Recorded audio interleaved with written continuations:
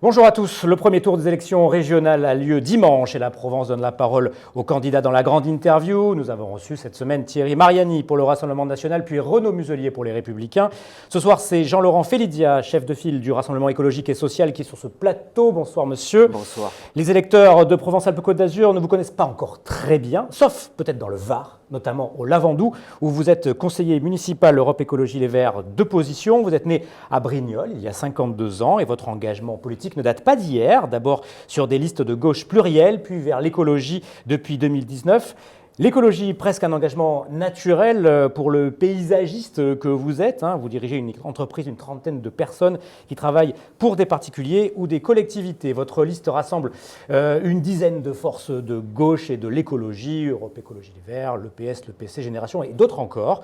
Pas les Insoumis, pas les collectifs citoyens, on va en reparler, mais ce rassemblement vous permet de peser très fortement sur ce scrutin. Les sondages vous donnent la troisième place autour de 17%, 2 fois moins que le score promis par ces mêmes sondages à Renaud Muselier. Nous allons en reparler évidemment tout ça avec les journalistes politiques de la Provence, Florent Provençal, François Tonneau. Mais avant cela, une première question plus personnelle que l'on pose d'ailleurs à tous les candidats. Qui êtes-vous vraiment, Jean-Laurent Félidia ? Avant d'être ce que je suis heureux. Je suis heureux aujourd'hui parce que cette aventure électorale qui effectivement révèle des enjeux très importants puisque on sait aujourd'hui quelles sont les compétences d'une région, me porte dans une aventure humaine. Et je mesure cette énergie que déploient des femmes, des hommes, mais aussi des acteurs d'un territoire que je découvre à chaque déplacement et qui montrent à quel point ils attendent d'une région une somme de solutions qui aujourd'hui les mettrait en capacité, en situation de porter leur avenir. On va attaquer les questions politiques. On va commencer par votre engagement politique, Florent. Pourquoi vous êtes-vous engagé en politique et quand exactement ? Et mon parcours, il date d'il y a bien 30 ans maintenant. Vous le disiez vous-même, je dirais, étraîné mes premières armes dans le canton de Colobrières à l'époque, en 2008. J'étais un candidat d'hiver gauche et je mesurais là aussi les compétences d'un département avec toutes ses prérogatives. Mais parallèlement, j'ai un parcours très associatif, très militant. Et ce parcours associatif m'a d'ailleurs conduit il y a quelques années à porter une pétition pour sauver la loi littorale. Je ne sais pas si vous vous en souvenez, c'était un moment un peu crucial d'une bascule entre le gouvernement Hollande et les présidentielles de 2017. Et ce parcours militant... C'est une pétition qui avait rassemblé 400 000 signataires, ouais, 400 000 signataires, ce qui n'est pas rien. En même temps, ça montre à quel point les habitantes et les habitants d'un pays sont attachés quelquefois à des lois, pas forcément organiques, mais en tout cas qui protègent la nature et le vivant. Et donc cet engagement m'a montré à un moment donné qu'il était limité. Il était limité dans la mise en œuvre des politiques publiques, dans le passage à l'acte pour la vie publique et tous les acteurs d'une société.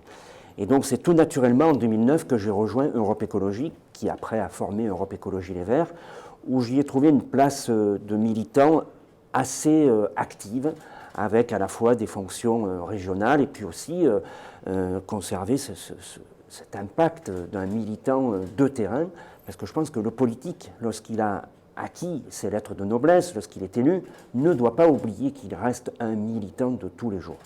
C'est peut-être la difficulté d'ailleurs pour Europe Écologie Les Verts.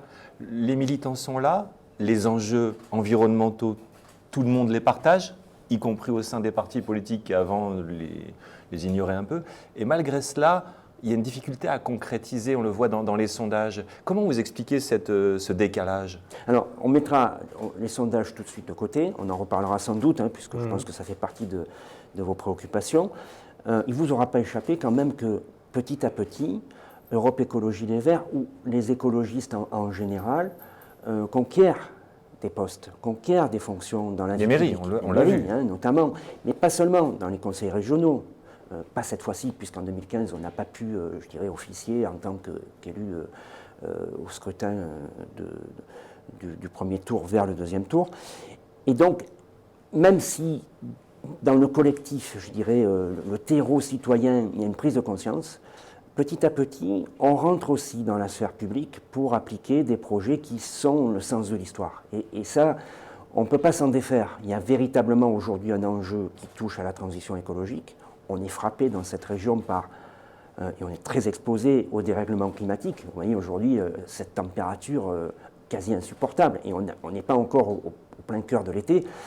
Donc je pense qu'on progresse par paliers, et puis non seulement notre parti politique est en première ligne, mais la plupart des partis politiques, peut-être sauf le Rassemblement national qui n'a pas compris l'enjeu de ce climat et tourne ses thématiques à l'opposé de ce qu'il faudrait faire, ça montre à quel point la prise de conscience, elle touche de manière transversale toutes les familles politiques. Comment vous êtes retrouvé dans cette campagne électorale, candidat, tête de liste pour cette union? Je l'ai fait par paliers et selon des processus démocratiques. C'est vrai qu'à Europe Écologie Les Verts, quelquefois, vu de l'extérieur, on peut considérer que cette démocratie que nous appliquons est un peu brouillonne, est un peu lente, est un peu farfelue pour celles et ceux qui ne l'appliquent pas dans leur propre parti ou dans leur famille politique. Il y a le temps démocratique et il y a le temps politique. Le temps démocratique, c'est un temps qui est très long. D'ailleurs, on le voit à quel point, quelquefois, des lois mettent un temps certain à être appliquées et non subies par les populations. La loi littorale, par exemple, puisqu'on en parlait à l'instant, qui est arrivée à un moment donné d'une bétonisation massive du littoral méditerranéen et français en général. Il a fallu 30 ans pour que celle-ci soit la loi préférée des Français. Bon, écoutez, effectivement, je suis arrivé dans ce carcan, parce que c'est aussi un carcan quelque part de devoir porter une candidature de manière consensuelle. C'est-à-dire qu'on avait promu l'idée que c'était un écologiste ou une écologiste qui devait conduire la liste qui rassemblerait la famille écologiste et la gauche traditionnelle. Et on l'avait dit pourquoi?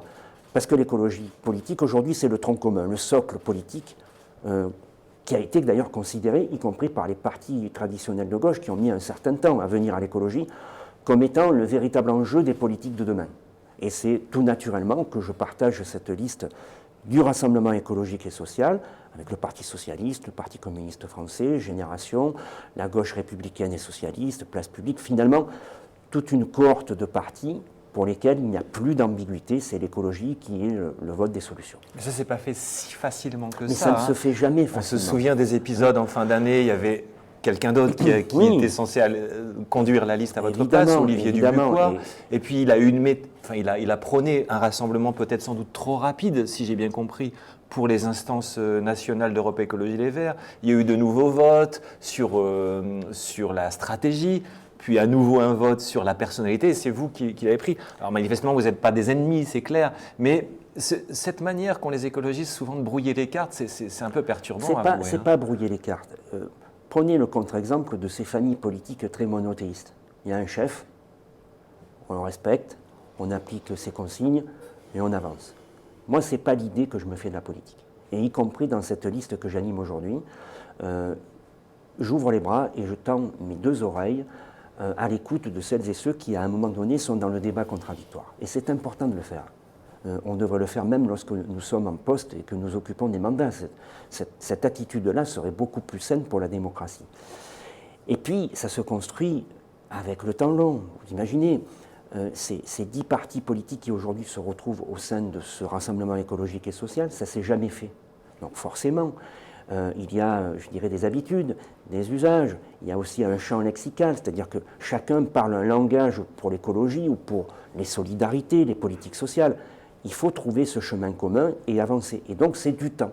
Aujourd'hui, nous sommes en ordre de marche, il n'y a plus aucune ambiguïté sur le projet que nous portons, et nous le portons pour mobiliser l'électorat. Néanmoins, vous étiez au départ avec Jean-Marc Governatori, qui est écologiste centriste, et donc sans les Insoumis. À la fin, vous n'êtes plus avec Jean-Marc Governatori, et ni les Insoumis. Donc le message est brouillé quand même pour les électeurs. Mais je ne crois pas. Je ne crois pas. Monsieur Governatori a fait un choix. J'ai ni à le respecter, ni à le mépriser. C'est sa façon de voir l'écologie qu'il dit au centre. Moi, je ne suis pas une voiture balai de Renaud Muselier. Vous voyez, quand en pleine campagne électorale, quand on est là pour porter des dynamiques, on annonce déjà qu'au second tour, on rejoindra Renaud Muselier. Je trouve que ce n'est pas très sain pour la cohérence d'un discours, sa clarté. Quant à la France insoumise, moi, j'aurais aimé effectivement que ce rassemblement soit plus large. Ça ne s'est pas fait. Aujourd'hui, le temps est à la conquête et à la mobilisation. On ne doit rien lâcher et jusqu'à vendredi soir prochain, il faut occuper ce terrain et montrer que nous sommes la seule alternative et la seule liste à rassembler la gauche et les écologistes. Le modèle, ça reste le printemps marseillais ? Non, il n'y a jamais de modèle en politique. C'est pas mal quand même. Oui, c'est pas mal. En termes de réussite. Je ne vais pas le renier, mais c'est un contexte municipal, c'est 25 ans de règne de Jean-Claude Gaudin, c'est aussi des circonstances qui ont fait que ce printemps marseillais a été porté, avec un troisième tour qui était incertain, mais qui a fait aboutir l'équipe de Michel Rubirola. Et donc, effectivement, on ne peut pas faire du copier-coller avec ce scrutin d'aujourd'hui. Même si vous avez repris sa permanence électorale. Oui, peut-être par fétichisme politique. Oui. Et puis on y est bien, parce que c'est un endroit qui est vaste, qui nous permet de travailler, qui est assez bien maillé au niveau des transports collectifs, avec le métro Castellane pas loin. Et puis, on sort un peu de ces embouteillages de la ville qui sont très très prenant et très suffocant quand il fait très chaud. Mais il faut faire attention. Ce qui a marché hier ne marchera pas forcément aujourd'hui ou demain. C'est pour ça que vous avez dit à certains collectifs qui étaient très impliqués dans le printemps marseillais, je pense à Man Mars et Olivia Fortin, vous leur avez dit restez sur le côté, on n'a pas forcément besoin de vous. Moi, d'abord, je ne suis pas dans ces pratiques-là à dire quand je dis vous, c'est... toi tu es puni, toi tu vas avoir un bon point. Non, dans les discussions qui ont eu lieu, là aussi, j'aurais souhaité qu'Olivia Fortin occupe une place importante parce qu'elle porte aussi cette société civile comme une pièce inamovible des collectifs politiques qui se créent sur le terrain. Ça ne s'est pas fait, mais je ne doute pas qu'Olivia Fortin aujourd'hui se trompe de bulletin et tout son collectif dimanche prochain. J'imagine bien que, je dirais, cette société civile qui a envie de voir évoluer la vie publique, les actions politiques sur le terrain, a compris que Renaud Muselier, c'était finalement un bilan assez catastrophique, peut-être en adéquation avec la montée du Rassemblement national de Thierry Mariani. Donc voilà, il y a trois choix. Je dirais le plus réaliste serait effectivement qu'Olivia Fortin nous porte aussi dans ses réseaux, dans sa famille, je dirais, de société civile, vers la victoire. Parce que c'est vrai qu'on parle beaucoup des formations politiques, mais assez peu des collectifs citoyens là, dans votre... rassemblement. Je vous invite à une lecture plus détaillée de notre liste. Parce qu'il y a des acteurs de la société civile. Quand on parle de syndicalistes, c'est la société civile. Quand on parle de représentants de l'enseignement qui n'ont pas forcément choisi d'adhérer à un parti politique ou qui ont une place représentative au Césaire, au Conseil économique, social, environnemental, régional, la société civile, en fait, elle est là. Parce que nous sommes tous et toutes issus de la société civile. Moi, je milite dans des associations tout en étant encarté à Europe Écologie Les Verts. Et donc, ce qui est important, c'est qu'on ne fasse pas de distinction entre les individus. On est tous la société civile. La campagne est très dure, notamment entre Thierry Mariani et Renaud Muselier. Comment vous vous situez, vous, face à ce duel fratricide, si j'ose dire ? J'ai pris un peu de distance par rapport à ça. D'abord parce que je n'ai pas la même manière de parler que ces deux personnalités politiques qui ont 40 ans de carrière, qui étaient d'ailleurs qui sont issus de la même famille politique. D'ailleurs, Thierry Mariani portait la campagne de Christian Estrosi en 2015. Il était dans le gouvernement de François Fillon entre 2010 et 2012. Il reproche aujourd'hui aux politiques publiques un manque de sécurité en vendant ce bouclier sécuritaire. À l'origine quand même, puisqu'il ne l'a pas dit, il était ministre des Transports, de la suppression de 13 000 postes de fonctionnaires, et notamment de fonctionnaires de police ou de la gendarmerie. Moi, j'en ai un peu assez de ce monde politique qui finalement est sans doute à l'origine du côté désabusé de l'électorat.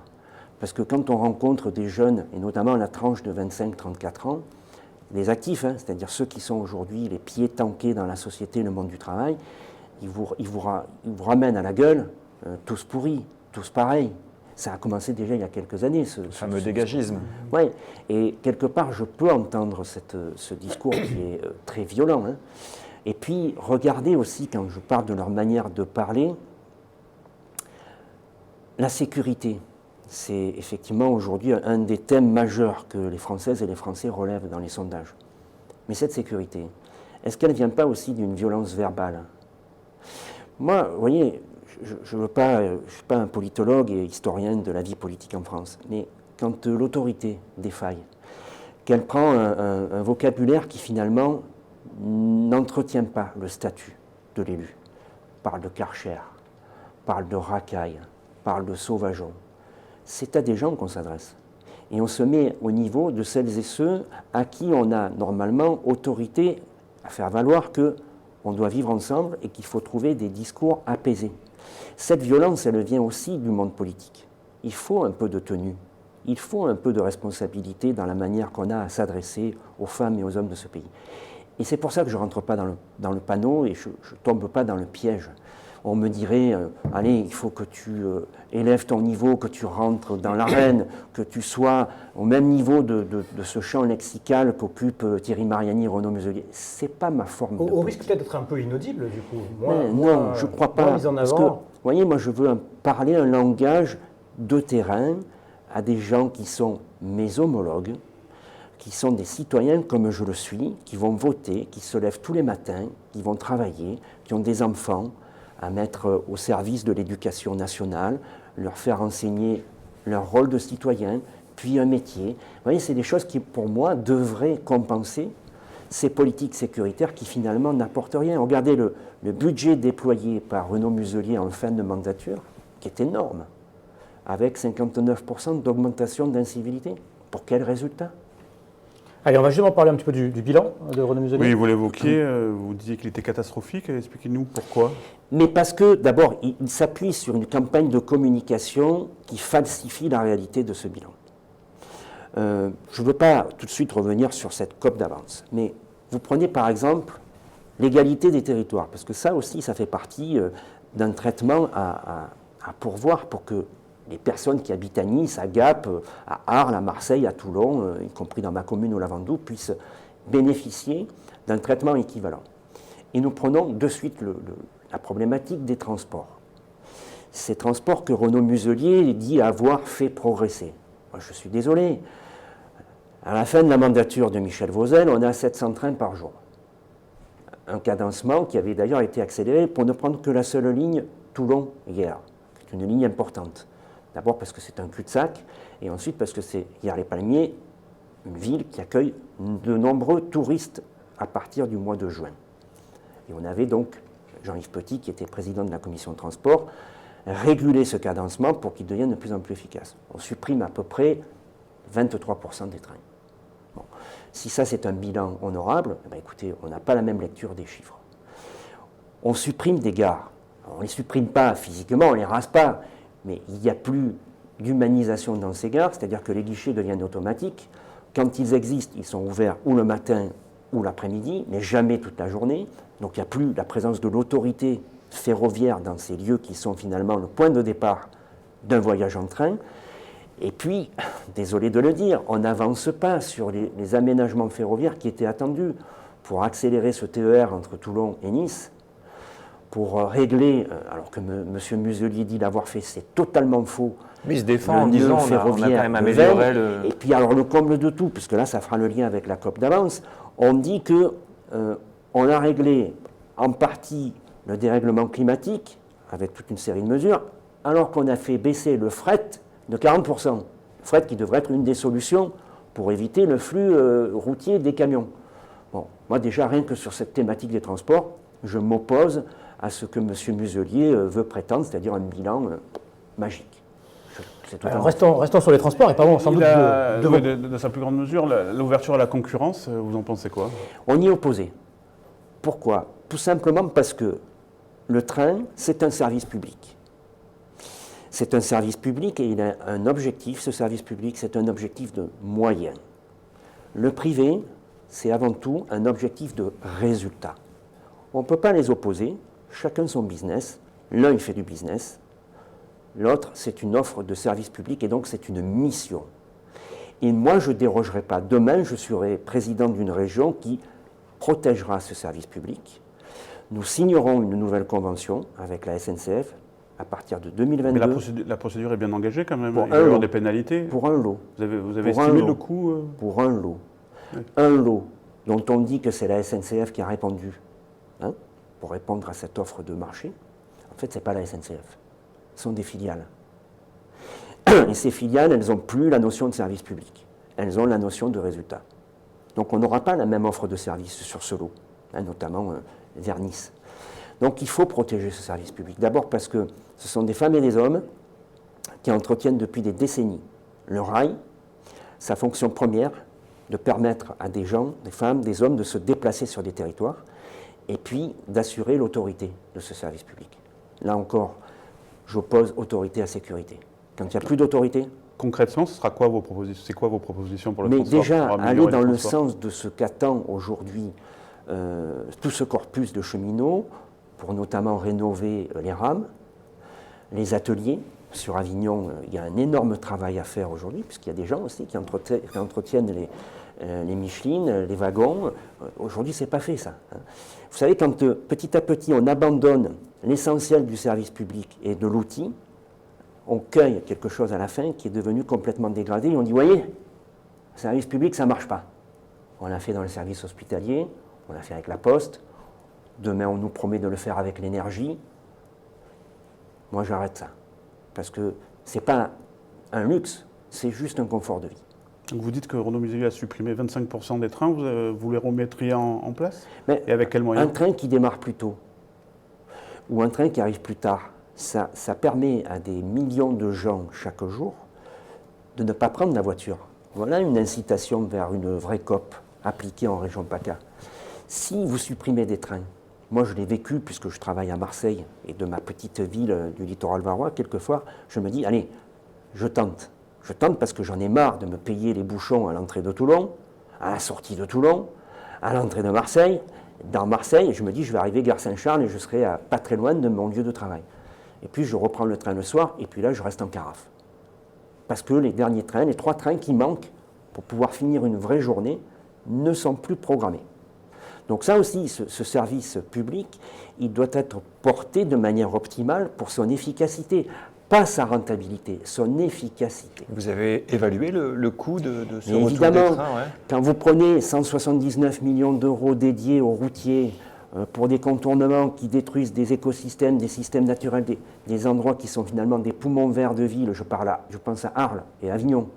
Mais ne serait-ce que ça, déjà, ça permet de conforter une offre de service des trains beaucoup plus régulière, beaucoup mieux étalée, et puis d'inciter aussi, regardez cette carte ZOO qui a été multipliée par 7. Vous proposez qu'elle soit à 15 euros? On va la ramener c'est à ça 15.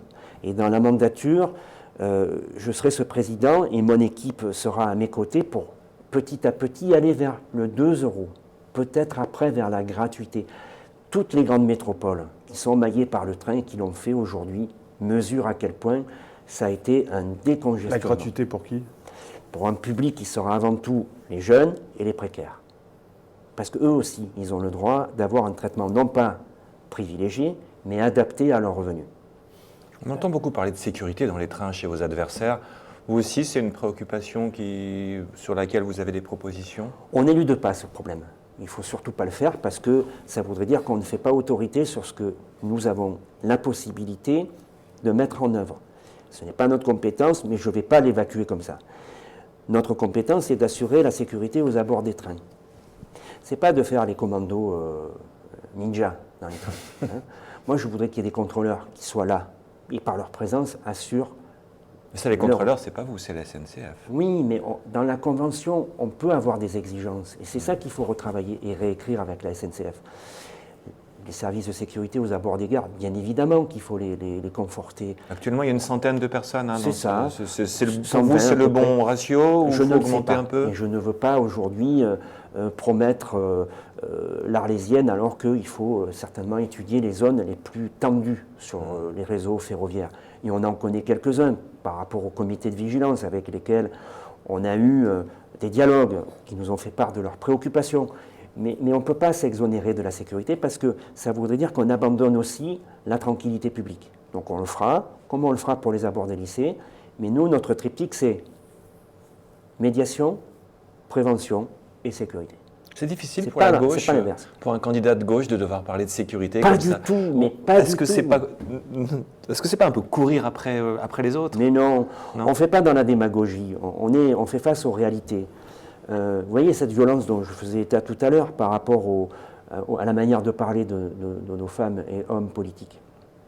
Cette violence parce qu'il faudrait faire un coup d'éclat sur un plateau télé ou finalement trouver des parts de marché dans un électorat parce qu'on va répondre quelque part à de l'émotion et à une demande.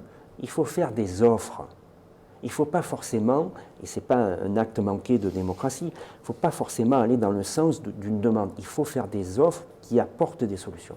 C'est toute la différence entre Renaud Muselier, Thierry Mariani et moi. Moi, je veux faire une offre politique et pas de manière démagogique aller vers des demandes. Allez, on va enchaîner avec l'écologie. Ça tombe bien, vous êtes évidemment un représentant d'Europe Écologie Les Verts. Il nous reste une vingtaine de minutes pour encore aborder un certain nombre de thèmes. On continue donc avec ces questions sur l'écologie. On aurait tendance à croire qu'un candidat écologiste, forcément, va mettre l'accent uniquement sur l'environnement. Renaud Muselier, vous l'évoquiez tout à l'heure, a fait sa COP d'avance. Pour vous, si j'ai bien compris, c'est plutôt de la com d'avance. Vous, qu'est-ce que vous proposeriez que Renaud Muselier n'a pas déjà entamé ? Quelle nouvelle proposition feriez pour que cette région soit verte, comme vous le souhaitez ? Vous savez, déjà, quand on sait que la région Provence-Alpes-Côte d'Azur est la première région de France en matière de pesticides, bonjour la COP, quoi. Moi qui suis dans le métier, justement, de la nature et du vivant, je sais à quel point, aujourd'hui, la biodiversité est frappée par ces intrants qui sont toxiques et qui touchent à la fois directement à ce milieu naturel et ses composantes, mais aussi à la santé des gens. Vous pouvez interdire, si vous êtes président de région, aux agriculteurs d'utiliser les pesticides ? Un moratoire. Un moratoire ? Et puis de toute façon, vous le savez, avec ce label Zéro Phyto qui touche aux collectivités aujourd'hui, puisqu'elles ont dû trouver des alternatives, et elles en ont trouvé. Moi, je l'ai pratiqué dans mon entreprise, ne pas utiliser de pesticides, c'est créer 3 emplois. Voilà, il faut arrêter. Faire travailler les industries phytopharmaceutiques, ça n'a plus aucun sens aujourd'hui quand on connaît leur impact. Et puis, qu'est-ce qu'il a fait, Renaud Muselier ? Il a créé des parcs naturels régionaux ? Non, il a juste signé le papier d'un parc naturel régional qui avait été créé, du Ventoux, lors de des précédentes mandatures, puisqu'on sait qu'un parc naturel régional... Vous voulez en créer des parcs régionaux ? Lorsqu'on crée un parc naturel régional, ça passe par un processus de concertation, et un parc naturel régional, on le sait, ce n'est pas restrictif ou punitif pour les acteurs d'un territoire. Je pense qu'aujourd'hui, il y a encore des territoires sur lesquels porter un regard attentif pour non pas les protéger, mais rendre leur identité naturelle visible. Et on le sait aujourd'hui, les parcs naturels régionaux attirent le tourisme. Lesquels, par exemple ? Parce que si, c'est déjà pas mal.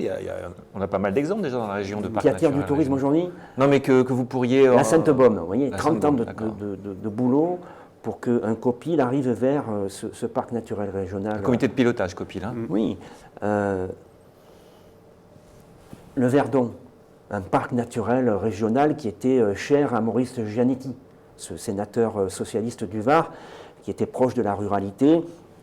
Aujourd'hui, le Verdon, c'est un espace qui accueille des millions de touristes par an. C'est pas rien. Je pense qu'aujourd'hui, il y a sans doute encore un périmètre entre l'Estérel, les Maures,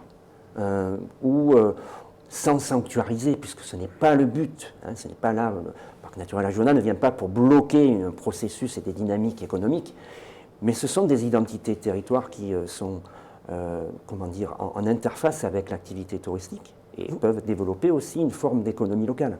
Il y a une autre forme de développement d'économie locale, c'est les énergies renouvelables. Oui. On vous a vu critiquer assez souvent Il y a de quoi. Renaud Muselier là-dessus. Il y a de quoi. Qu'est-ce que vous pourriez faire de plus pour développer le solaire, Regardez, l'éolien ? aujourd'hui, on se fait bombarder par le soleil. Notre région, c'est 300 jours de soleil par an.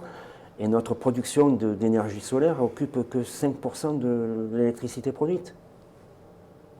Ou alors, on n'a pas le même prisme de ces éléments naturels avec Renaud Muselier, mais à échelle de 2025, il faut aller vers 30%. Et comment ? En finançant des projets ? Mais dans la dotation de soutien à l'investissement local que la région doit aux collectivités, déjà les accompagner peut-être vers cette orientation de nouvelles énergies. Et les acteurs d'un territoire économique sont déjà prêts. Vous avez des entreprises qui ont su combiner thermique et photovoltaïque. Vous êtes allé chez Dualsun, par exemple, avec Yannick Jadot. Bon, ils attendent aujourd'hui, non pas un débouché économique, puisqu'ils l'ont déjà. Ils attendent qu'effectivement, on passe la vitesse supérieure. Et donc ça, c'est effectivement un des points que nous voulons développer avec les collectivités. Il y a tant de parkings qui ont été imperméabilisés dans les grandes surfaces. Il y a tant d'édifices publics avant d'aller grignoter les terres agricoles, les espaces naturels. C'est pas très compliqué, il faut simplement une impulsion politique. Il y a de grosses polémiques sur les éoliennes, vous voulez... Alors, je parle là du solaire. Oui. Les éoliennes, effectivement, sur Terre, peuvent poser des problèmes lorsqu'on parle du grand éolien. Il n'y a pas que le grand éolien. Et puis, il y a aussi l'éolien offshore. Et je vous rappelle qu'il y a un projet qui est en attente Je crois que c'est le bouquet énergétique qu'il va falloir un peu travailler pour à la fois détendre l'atmosphère dans la Vox Populi, et puis trouver effectivement les meilleures alternatives qui soient les plus adaptées au contexte des éléments naturels. Et puis on en oublie beaucoup aussi en chemin. La méthanisation. La compétence des déchets, aujourd'hui, que je sache, elle revient à la région.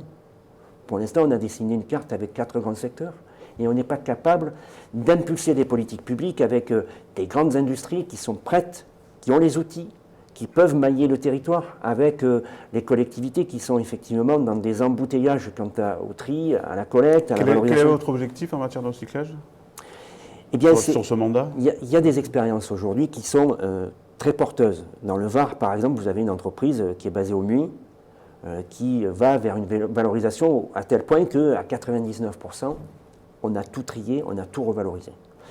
La filière verre et la filière papier, effectivement, ont échappé au paysage politique français et économique.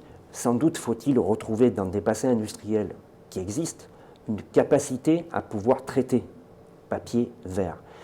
Et puis, désolé, mais il y a un lien à créer avec les agriculteurs. J'étais à Gap il y a quelques jours chez un éleveur de vaches montbéliardes pour du fromage. Grâce à un investissement qu'il a pu recueillir auprès de l'État, de l'Europe et de l'ADEME, il s'est créé 2 méthaniseurs pour 1,8 million d'euros. C'est une somme.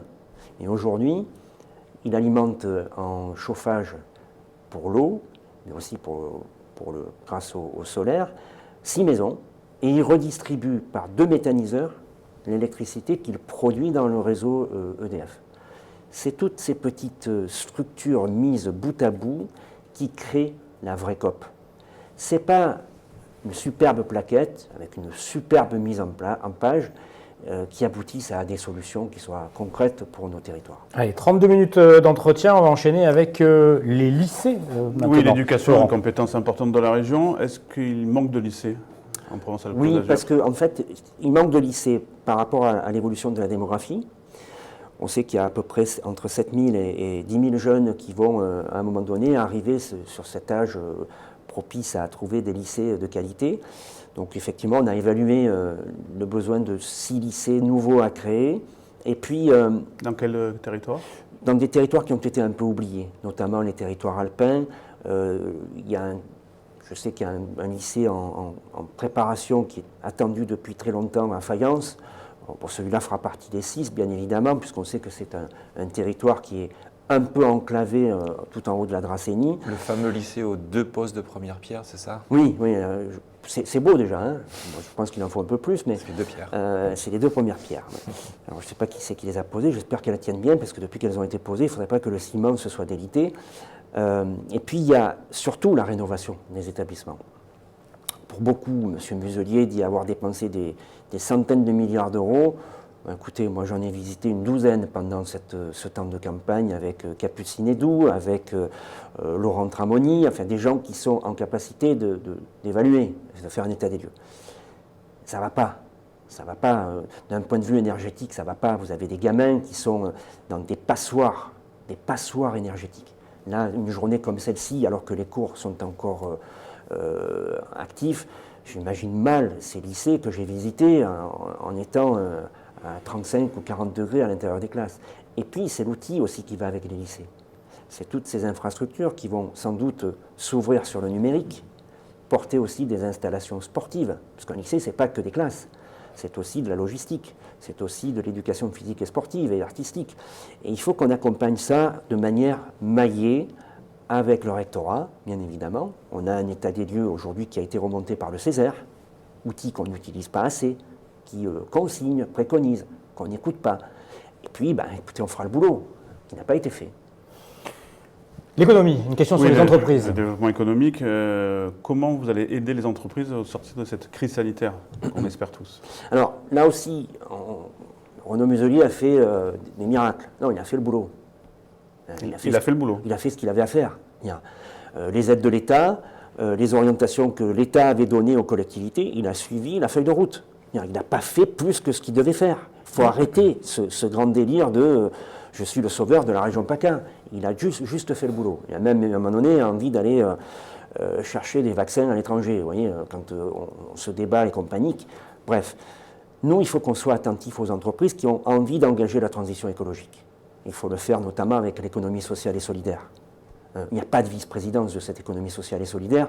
Je rappelle en passant que c'est 165 000 emplois en région PACA, que c'est 13 000 entreprises, que d'ailleurs, dans cet accès à l'emploi pour les femmes, l'économie sociale et solidaire est beaucoup plus regardante à la parité, à l'équivalence des salaires. C'est pas rien. Aujourd'hui, on ne peut pas laisser des femmes en incapacité d'avoir des revenus qui les mettent en autonomie au seul registre qu'elles soient femmes. L'économie sociale et solidaire, c'est ça. C'est beaucoup plus vertueux. Et puis, j'ai visité hier l'usine Scopti à Gémenos. Et là, je suis désolé de vous dire que... Ancien Fralib. Oui, je trouve cette démarche qui est à la fois militante, qui rentre dans le domaine des luttes et qui fait face à une fatalité, face à Unilever qui voulait finalement partir en cachette et laisser la clé sous la porte. On doit faire confiance aux entreprises, on doit faire confiance aux salariés de ce pays et de cette région. Est-ce que vous pourriez introduire des clauses environnementales ou éthiques Elles existent conditionnant l'aide? Elles existent déjà et il faut les appliquer tout simplement. Quand vous avez la RSE qui est là pour porter aussi une responsabilité sociale et environnementale qui n'est pas forcément assez poussée aujourd'hui. On pourrait parler de labels, mais moi ce que je veux c'est simplement faire appliquer la loi dans les entreprises. Les entreprises aujourd'hui ont vocation à accompagner cette mutation de la société par la transition écologique. Et ils attendent aussi, quelque part, par la fiscalité, et ça nous devons y réfléchir, celles et ceux qui font les efforts doivent être accompagnés en matière de fiscalité. Et donc pourquoi pas, à un moment donné, aller dans ce sens-là et dire aux entreprises, fournissez l'effort, je pense notamment au tourisme, vous voulez trier sur les plages, vous voulez valoriser vos déchets, vous voulez que la mobilité soit plus douce pour éviter aux espaces naturels d'être dégradés en période de surfréquentation, la région sera là. Et moi, je veux être ce président-là. Je ne veux pas être un président qui, à distance, mesure un état des lieux qui, petit à petit, n'évolue pas, ou en tout cas est trop stationnaire pour que les politiques publiques soient reprochées à chaque mandature et fasse monter le Rassemblement national. Vous évoquez le tourisme, vous allez continuer à développer cette filière qui a largement souffert à cause de la crise. Vous imaginez quand même, si vous prenez par exemple le tourisme dans les départements alpins, c'est-à-dire le 04, le 05 et le nord du 06, en passant, je précise que c'est un tourisme lié à la neige qui ne préoccupe que, pour la clientèle, 18% de Françaises et de Français. C'est surtout de la clientèle étrangère. Mais on ne peut pas lâcher ces acteurs du tourisme aujourd'hui en plein dérèglement climatique. Il y a des stations au-dessus de 1500 mètres d'altitude qui effectivement ont commencé à s'équiper. Il faut les accompagner et continuer, non pas à subventionner, mais à apporter en matière de logistique les efforts nécessaires. Et puis, alors que les communes qui ont été conscientes de ce dérèglement climatique l'ont engagé, il faut aussi porter cette transition du tourisme vers un élargissement de l'activité sur l'été, comme on dit, les ailes de la saison. Certaines communes, d'ailleurs, font plus de chiffre d'affaires en été qu'en hiver, alors qu'il y a 20 ans, c'était des stations de moyenne montagne. Je pense à Charence, autour de Gap, ou aux Seuses. Aujourd'hui, il n'y a plus de neige. Donc, ils ont développé le VTT, la randonnée, les parcours nature. C'est mieux que la neige artificielle? Non, ce n'est pas possible, ça. Les canaux à neige qui sont là, effectivement, on gardera cette politique-là pour celles et ceux qui ont développé l'outil touristique. Mais on ne peut pas aller au-delà. La prévention des risques naturels qui nous occupent aujourd'hui, inondations, submersion marine, incendies de forêt, pollution de l'air, 109 jours de dépassement cette année, info RPACA, ce sont des budgets à déplacer et à redéployer. On ne peut pas aujourd'hui aller dans l'artificialisation de l'activité économique du tourisme. Vous avez évoqué la montagne, il y a la mer aussi. Vous allez poursuivre le développement des croisières qui sont là, étalées sur, pas que l'été, mais sur plusieurs Ces saisons. croisières-là, dès lors qu'elles assurent le transport maritime, c'est une priorité. Je pense à la liaison avec la Corse ou avec les pays d'Afrique du Nord. C'est tout à fait normal. Mais on doit accompagner aussi cette politique d'électrification des quais, travailler aussi avec tous les opérateurs maritimes en matière de filtres pour les émissions de monoxyde de carbone et de soufre. Et je crois qu'ils y travaillent. Et l'autre activité de croisière, parce que là c'est le transport de passagers, croisière touristique. Le tourisme de masse. Ce n'est pas un point d'achoppement, c'est un point de vigilance. On ne peut pas continuer sur ce tourisme-là puisqu'on est hors sens de l'histoire.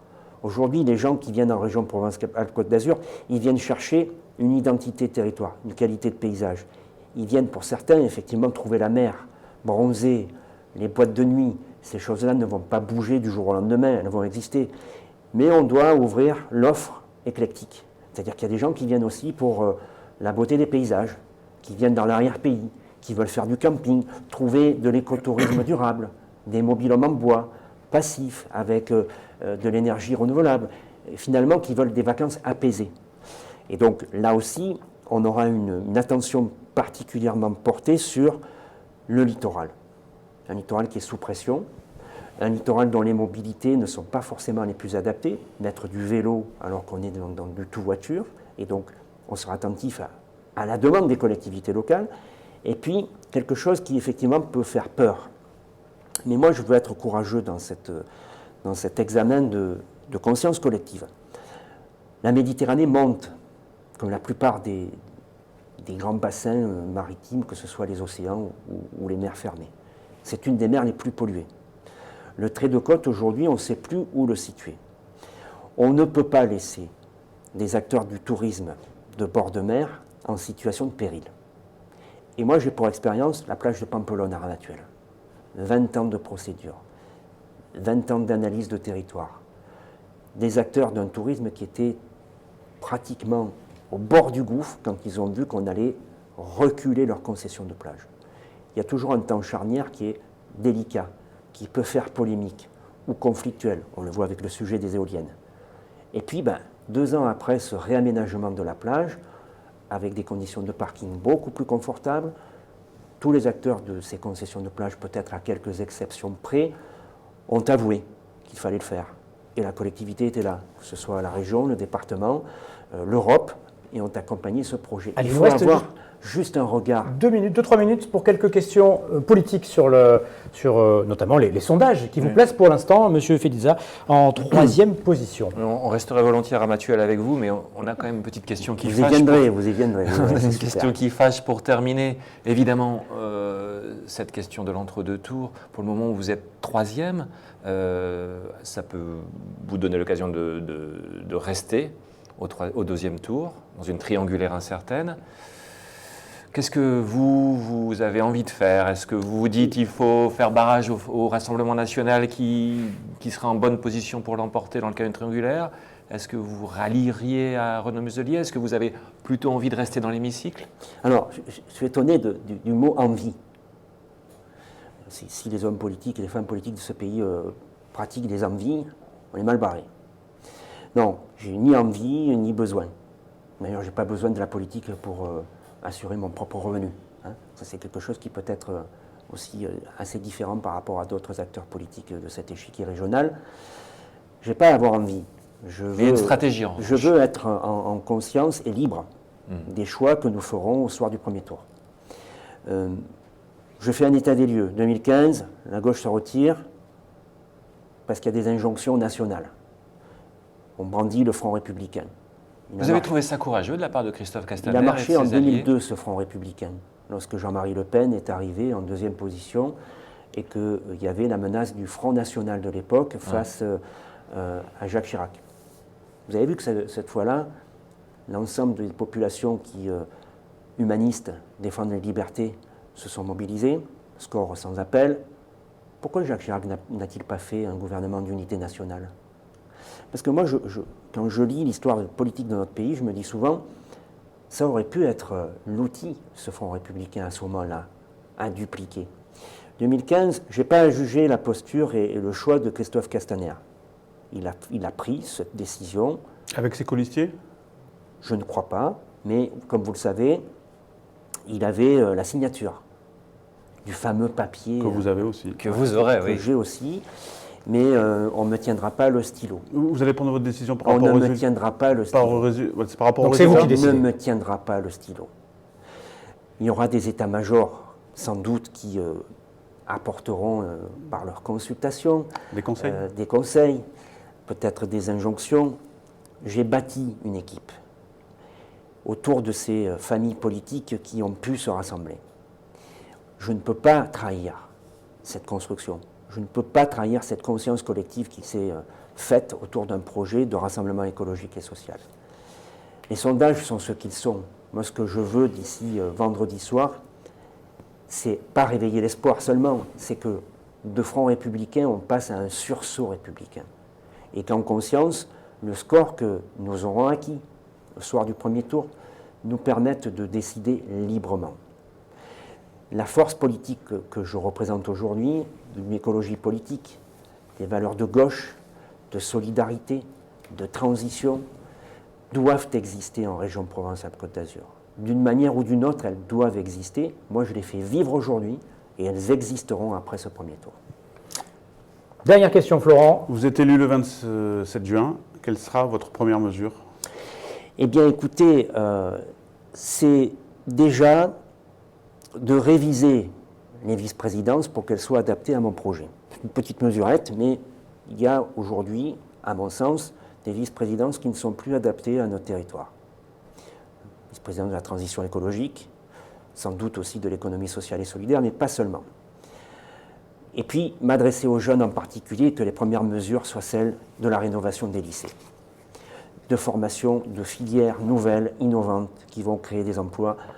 On a évalué à 100 000 emplois lorsque ces filières seront en place dans les lycées pour porter véritablement les jeunes sur des territoires, les fixer pour que ces emplois soient locaux, non délocalisables. Moi, c'est à la jeunesse que je veux parler aujourd'hui. J'ai un petit garçon de 11 ans. Tous les jours, quand je me lève pour faire de la politique, c'est à lui que je pense. On ne peut pas les abandonner. Et on ne peut pas se résigner. Merci Jean-Laurent Félicia d'avoir participé à la grande interview de la Provence. Merci François, merci Florent, la grande interview. Merci à vous. C'est 2 pages évidemment, demain dans les colonnes de la Provence. À bientôt.